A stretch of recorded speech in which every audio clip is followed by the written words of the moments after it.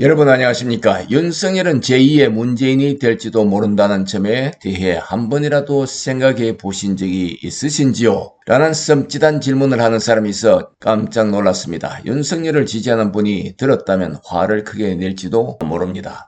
오늘날 윤석열이라는 인물의 인기는 과거 청춘 콘서트로 값이 치솟던 안철수 교수의 인기를 연상케 하는 것 같습니다. 윤석열 전 총장은 자기 대권 여론조사에서 줄곧 1위를 차지하고 있습니다. 그 주된 이유는 여러분들도 이미 잘 알고 계시듯 윤석열이야말로 문 정권에 실망한 애국민들의 마음을 달래주고 정권 교체를 이루어 줄 수 있는 인물이라고 기대하기 때문일 것입니다. 현재 윤석열 지지층은 아무래도 수년 동안 광화문에서 대기를 들고 애국운동을 해온 보수 애국우파가 대부분일 것입니다. 그렇다면 보수 애국우파분들은 윤석열이란 인물은 과연 보수 애국우파의 코드와 맞는 그런 인물인가를 심각하게 숙고해 봐야 할 것 같습니다. 여러분, 윤석열은 애국우파의 코드가 아니라고 생각해 보신 적은 없으십니까? 아니라고 생각하신다면 아무래도 다음과 같은 관점 때문일 것입니다. 첫째는 당연히 최순실 국정농단이란 이름하에 박근혜 대통령과 측근들 60여 명을 감옥에 집어넣은 장본인 중 한 사람이기 때문일 것입니다.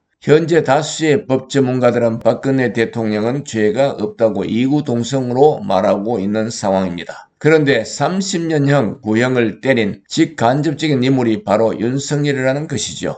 현재 박 대통령은 24년형에다 벌금 180억 원의 선고를 받고 감옥살이를 하고 있습니다. 둘째, 윤석열은 검찰총장으로서 문재인 정부에 대항해서 싸우는 그런 신용만 했지 뚜렷한 결과물은 없다는 것입니다. 어쩌면 그 싸움은 짜고 치는 고도의 쇼일지도 모른다는 그런 생각까지 하는 분들도 있습니다. 셋째, 윤석열은 보수의 색깔을 드러내 보인 적이 거의 없다는 것입니다. 무사람들은 말합니다. 문 정권과 주고받는 몇 번의 다툼만으로 보수라고 할 수 있느냐고 말입니다. 윤석열의 이념 성향을 견눈질해 볼 수 있는 장면이 있긴 합니다. 검찰총장 후보 청문회 때 그는 대한민국의 주적을 북한이라고 명확하게 답했으며 문재인 정부의 정치적 성향과 거리가 멀며 민주당과 성향이 일치한 것은 아니지요 라는 여당 의원 백혜련의 질문에 그렇습니다 라고 답한 적이 있습니다. 윤석열의 발자취를 계략적이나마 살펴볼 필요가 있는 것 같습니다. 윤석열 전 검찰총장은 2021년 3월 4일 검찰총장이 된 지 1년 9개월 만에 사임했습니다. 총장 임기를 불과 3개월 남겨놓고 일어난 일이죠. 사임 이유는 문 정권과 불력 코드 때문이었습니다. 하지만 당초 윤 총장은 이명박과 박근혜 두 전직 대통령을 감옥에 보낸 인물로서 문재인 정부 탄생의 1등 공신이라는 평가를 받았습니다. 그 덕분에 2019년 7월 25일 대통령으로부터 검찰총장 임명장을 받게 되었던 것입니다. 그 전에도 문재인 정부로부터 인정을 받을 만한 일을 한 적이 있습니다. 2013년 박근혜 정부 시절 국가정보원 댓글 사건 수사를 했던 일이 있었죠. 그러다가 나중에 최순실 사건 때 박영수 특검이 불러들여 2016년 말 특검 수사팀장을 맡게 되어 최순실 국정농단이란 간판을 내걸고 박근혜 정부를 무너뜨리고 사실상 문재인 정부의 탄생을 도우게 되었던 것입니다. 문재인은 윤석열을 서울중앙지검장 그리고 검찰총장의 기수를 파괴까지 하면서 인사를 감행하기조차 했습니다. 그러다 조국 사태, 라임 로비 의혹 등으로 추미애 법무부 장관과 대립 양상을 보이기도 했습니다. 그 때문에 2개월간 정직이란 징계를 받기도 했습니다.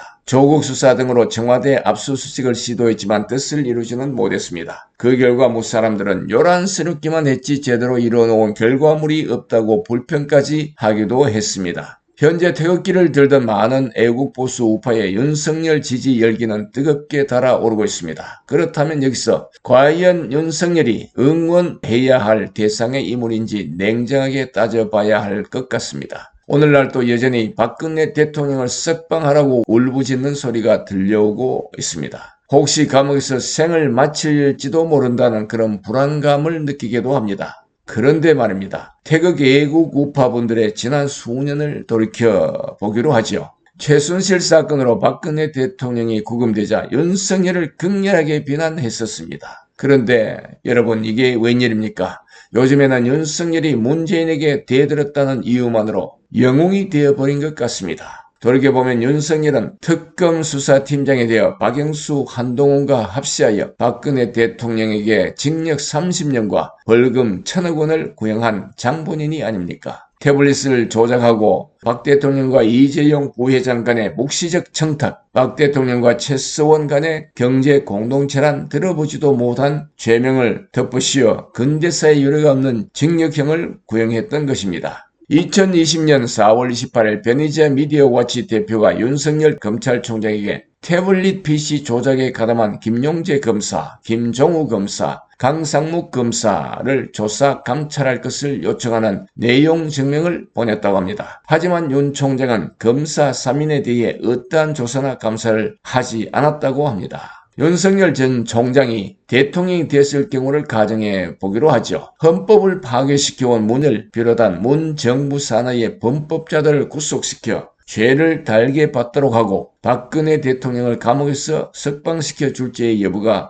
초미의 관심사가 아닐 수 없습니다. 특검 팀장으로서 본인이 저질러 놓은 일이 결코 가볍지 않기 때문에 쉽지가 않을 것입니다. 아예 불가능할지도 모르겠습니다. 윤석열의 애매모호한 색깔의 흔적이 여러 곳에서 발견되기도 합니다. 2018년 말 윤 총장이 서울중앙지검장 재직 중 서울 종로구 소재 주점에서 홍석현 중앙홀딩스 회장을 만난 적이 있습니다. 홍석현은 태블릿 PC 가짜뉴스를 생산해낸 JTBC의 실소유주이기도 합니다. 또한 최근에는 윤석열이란 이름으로 여러 권의 책이 출간되었는데 자신이 직접 관여한 책은 한 권도 없다고도 했습니다. 국민의힘 당이 자유한국당이었던 2019년 7월 16일 야당은 문재인의 윤석열 검찰총장 후보 인사청문 보고서 채택을 불발시켰습니다. 아이러니컬하게도 현재 보수 일각에서는 윤 전 총장이 가장 강력한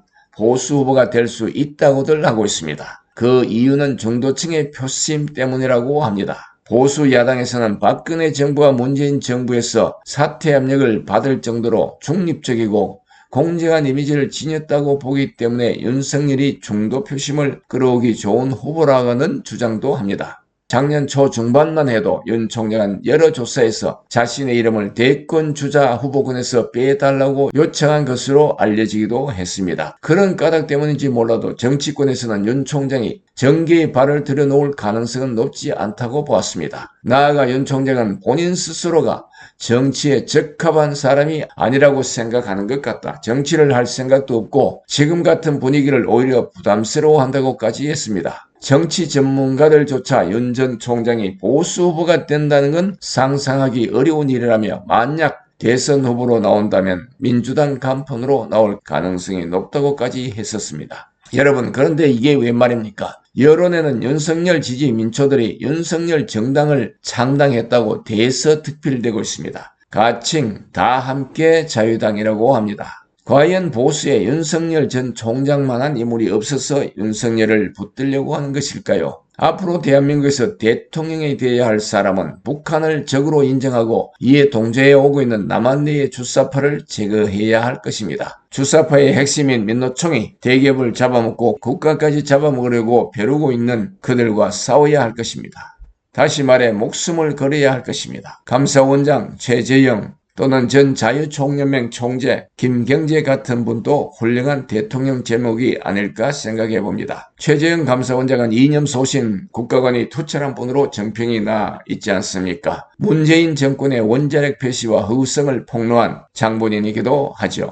또한 김경재 총재 같은 분은 김대중 정권에서 몸을 담은 적도 있긴 하지만 김대중 정권의 대북 정책의 반기를 들고 뛰쳐나온 인물이며 박근혜 대통령 탄핵 때부터 한 번도 빠지지 않고 광화문 애국 집회에 참석한 분이기도 합니다. 앞으로 대한민국은 주사파가 저질러 놓은 얽히고 섞인 적폐를 청산하기 위해서는 혁명이 필요할 것입니다. 보수 애국민에게는 그 혁명을 수행할 수 있는 인물을 발견해내는 지혜와 그 인물을 지원할 수 있는 노력이 절실히 요청되는 때이기도 합니다. 여러분 감사합니다. 아라몰라TV 배진용이었습니다.